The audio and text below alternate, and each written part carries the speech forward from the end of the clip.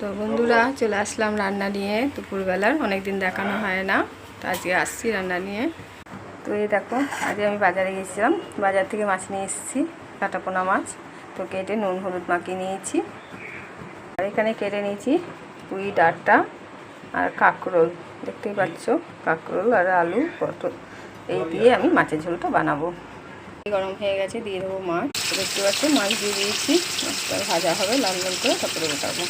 আর আমি এখানে বানাবো পুঁই শাক, কুমড়ো আলু পটল সব কেটে নিয়েছি। এ দেখো পুঁই শাক ধুয়ে নিয়েছি, আর পুঁই শাক বানাবো আজকে, মাছের ঝোল আর পুঁই শাক করবো।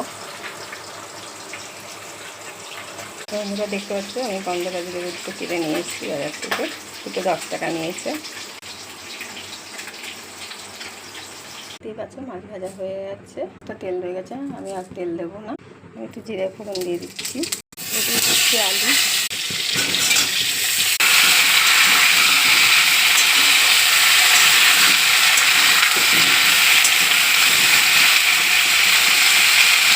দিয়ে দিচ্ছি হলুদ, দিয়ে দিচ্ছি নুন পরিমাণ মতন,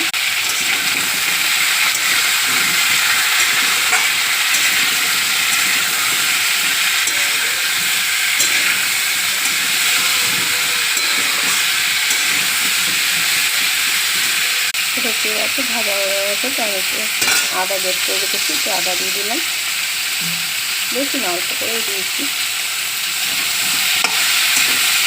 দিয়ে দিচ্ছি বেসনের গুঁড়ো, দিয়ে দিচ্ছি একটু জিরের গুঁড়ো, দিচ্ছি একটু লঙ্কার গুঁড়ো, ঝাল লঙ্কার গুঁড়ো, একটু নেড়ে দেবো, একটু জল দেবো, দিয়ে দিচ্ছি একটু জল দিয়ে দিয়েছি, এটা একটু সেদ্ধ হবে। বন্ধুরা দেখতে পাচ্ছ মাছ দিয়ে দিয়েছি, ধনে পাতাও দিয়ে দিয়েছি, তো এটা ভালো করে ফুটলে আমি তারপরে নামিয়ে নেবো।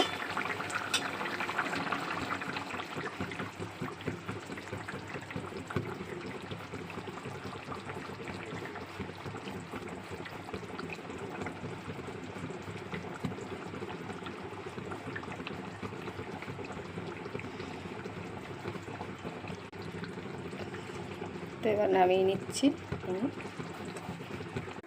বন্ধুরা দেখতে পাচ্ছ মাছের ঝোল নামিয়ে নিয়েছি। এখানে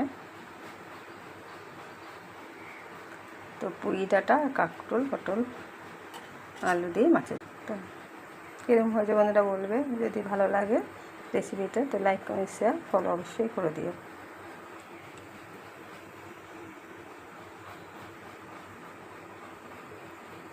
টাটা।